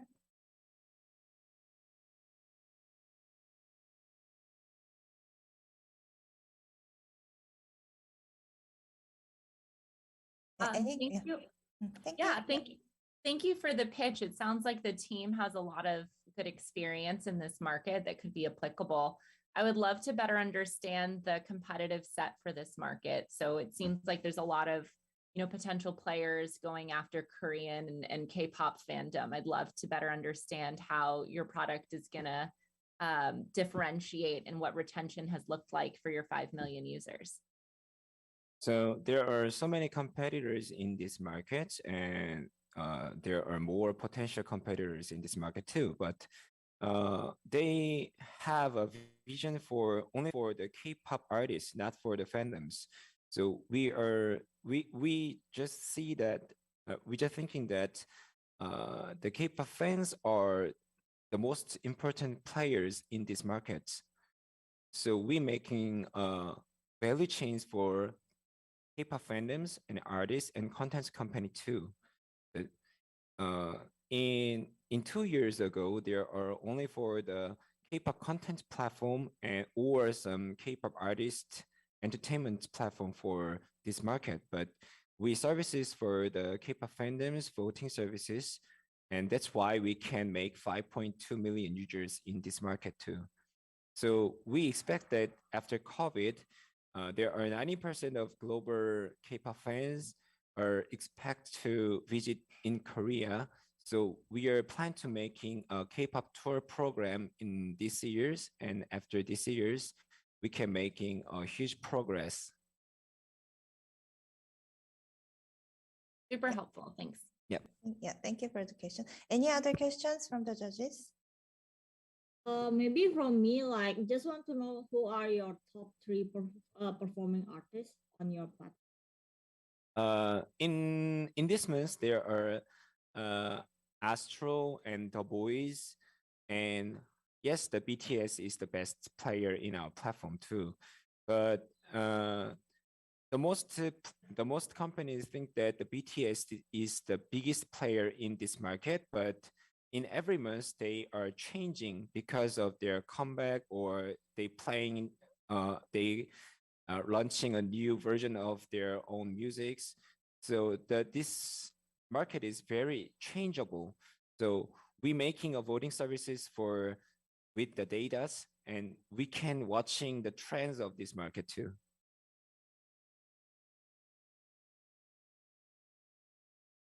Thank you for the question. Any other questions?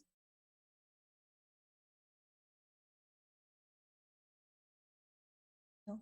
Victor, do you have any question to our presenter?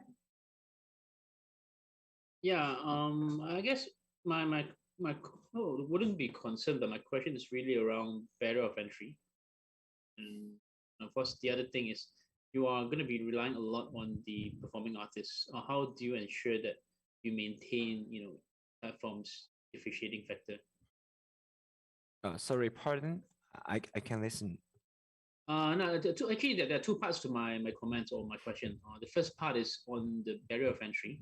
It doesn't sound like it's too difficult for a new player to come into the market, as long as they're partnering with another media like KBS. Then the second part of my question is, how do you make sure that there's a balance of power between you and the artists? 죄송한데 끊겨가지고. 예, 잠시만요. Sorry.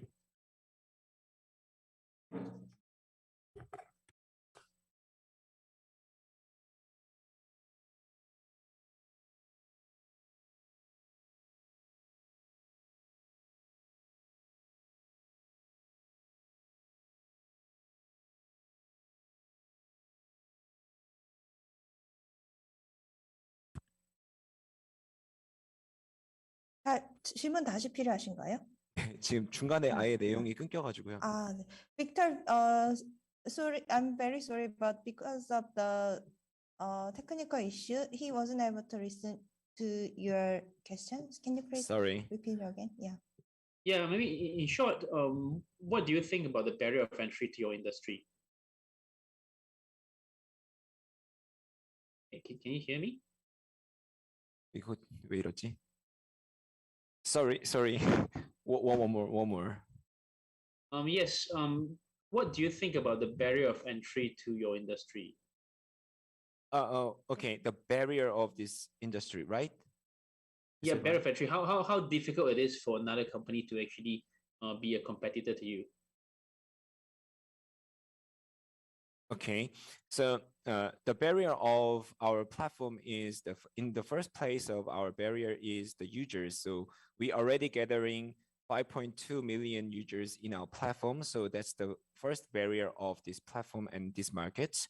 And after that, we already contract with the broadcast company, the contents company, and we also have an experience of this market in 8 years.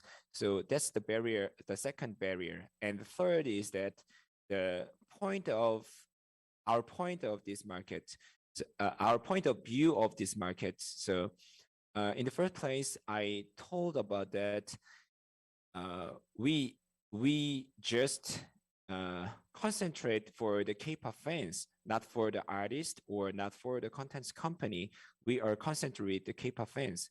The most important player in this market is K-pop fans, but the other companies like the entertainment or the artist companies or some contents making companies are concentrated with the artists.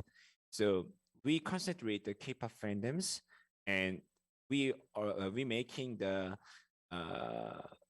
voting for the K-pop fandoms and making the advertisement for the K-pop fandoms. So this targeting data is the most important barrier of our services. All right, thank you. Yeah, thank you for the question. Okay, we can move on to the next company, Travelai. Okay, judges, please move into the YouTube. Okay, this is the last team of the day. Team name is Travelai. Okay, Travelai. Okay, are you ready? Okay, shall we go? Thank you for waiting and welcome to my presentation. I'm Hami Kim, the team leader of the Travelai product development team. A travel friend who know me the best. Our abbreviation of the Alice is out of office. It's an integrated travel platform that will take responsibility for everything about the travel to 20 and 30s individual travel consumer who want to get out their daily life and meet another world, just as Alice is looking for a new world. I think everyone already know the form of the travel has changed due to the COVID-19. So I'm going to start talking about what has changed and what's currently the travel trend. The travel trend of the 20s and 30s has changed from where to travel to what to do. Before traveling, travelers in their 20s and 30s checking the Instagram, YouTube, and hobby in certain place where influencers have been, and they go on a trip to go to that place. Others know better than anyone else that the standard access to travel platform can no longer satisfy the customer's need. So Alu utilized the excellent AI technology and big data and game technology to provide your own travel that is the best suitable for traveler looking for their own travel. Alu combined is currently 2,000 the domestic and international travel infrastructure and the 20,000 hotel and more than 100 creator and excellent IT technology to create and provide the customer with other on unique trip that 20s and 30s the customer want. We know that excellent technology alone makes it really difficult to satisfy the customer. So we want to increase the customer satisfaction through the collaboration with the influencer and the infrastructure. Free travel in their 20s and 30s has already changed from package tour to hobby and leisure activity. So I'll plan and provide the hobby and leisure travel content through the collaboration with the local creator, influencer, and to customer. Influencer produce the content, infrastructure provider provides the infrastructure, and I'll provide the customer with a platform through the contract with the influencer and the infrastructure provider. We would like to establish a regional customized MaaS, mobility as a service platform, and connect various campaigns through the strategic alliance. Through this, we want to become a platform where accommodation and logistics can be searched at one and pay while providing the optional means of the transportation for traveler. AI recommend the mobility, accommodation, and activity that suit the travel movement by checking the customer location, the travel destination taste and interest. I just want to skip a few pages. If the existing travel platform aim to sell accommodation, airline ticket, and activity ticket, but Aloo not only sells the infrastructure through the content, but also enjoy the effectiveness of the advertising. Currently, Aloo is available 7 languages, including the Korean, English, Japanese, and Chinese. In addition, by providing the PG service and overseas payment service to customer, payment can be made through the local currency at Korea and abroad. There are 3 main business models of the Aloo. First, with the travel content platform and blockchain reward system. Second is through the AI concierge service. You can plan your own trip and travel yourself. So lastly, as a travel support platform, it is possible to purchase everything necessary for travel, such as a flight ticket, accommodation, transportation, restaurant activity, and logistics in one place, which can further improve the quality of the customer travel. These 3 are the most influential the business model that Aloo has. I'm sorry. Aloo is an all-in-one travel platform created by the outstanding expert in each field after realizing the limitation of the existing travel platform.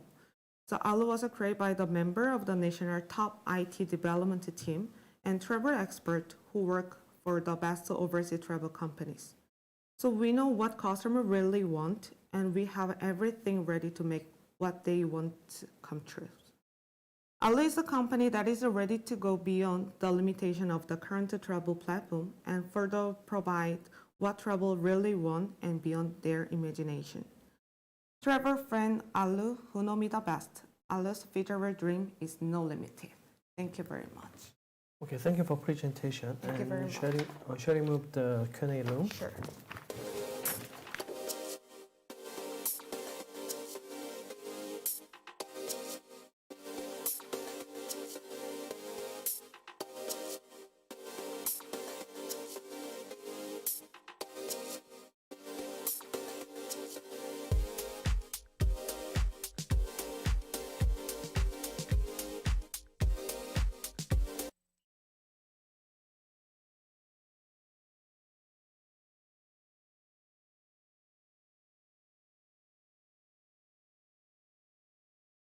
Yeah, thank you for the presentation. Okay, judges, please turn on the video.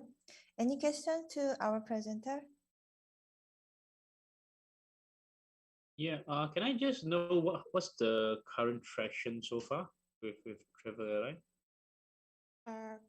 So you mean I'm sorry, I didn't catch.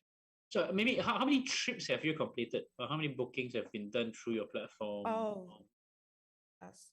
Actually, in the June, the Aloo 1.0 version is open and will progresses. But as a COVID-19 intensified, the service has been temporarily suspended.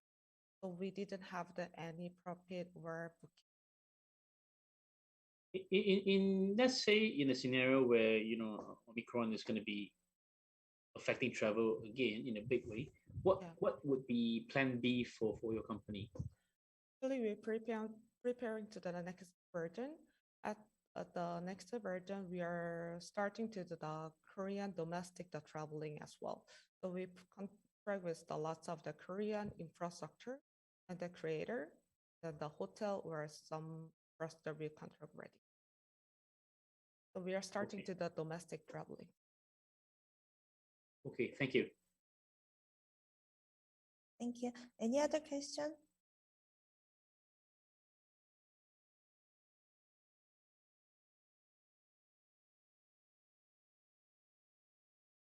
Eugene, do you have any question to our Sarah?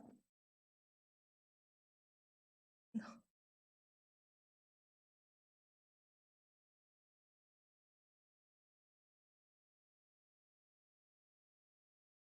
I think I'm doing very well to my presentation, so that's why nobody asking our companies.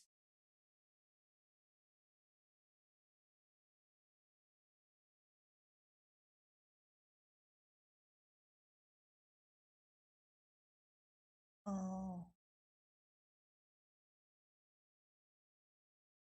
our companies. Maybe just one more question from Yeah, my side. sure. How much of your content is in Korea? I think maybe rephrase. How is your inventory distributed? You know, how much content you have in Korea? How much content you have overseas? Infrastructure, we already contract with the 2,000 infrastructure and more than 100 creator. And then the hotel is 20,000 we already contract with the domestic abroad.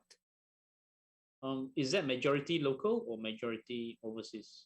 Majority is overseas, but starting to the COVID-19, so we the domestic as well.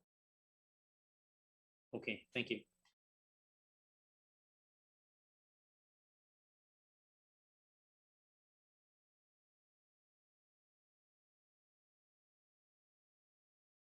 Okay, any other question from the judges?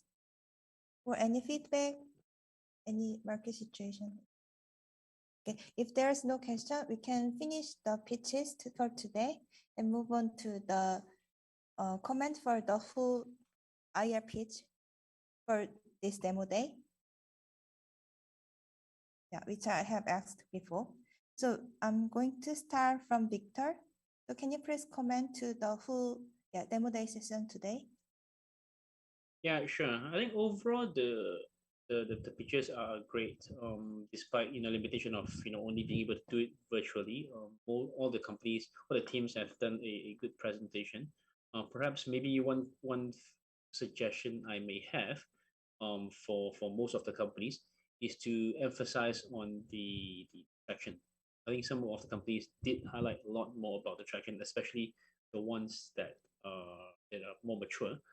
But even for the earlier stage companies, it would also be good to highlight where they are at so that we know how to gauge in terms of our feedback on them.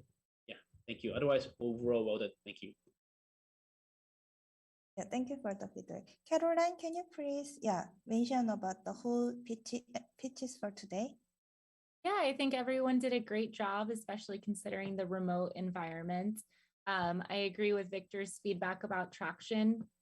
Something else that I would add in is emphasis on the team too, particularly for earlier stage companies. If you could share more about the team's background and why you're the right team to build this business and how you're going about it differently than competitors, I think that would be really helpful as well, particularly at early stages. We're investing into the team a lot, so that would be helpful to learn. But I thought overall everyone did a good job. I think the ones that really went more detailed into traction and team were easier for us to understand in terms of market potential too. Thank you for the comment. Junia, can you please give the comment to the whole pitches today? All right. I just want to thank you so much for having me and really learn a lot for all the Korean startups. It's really inspiring.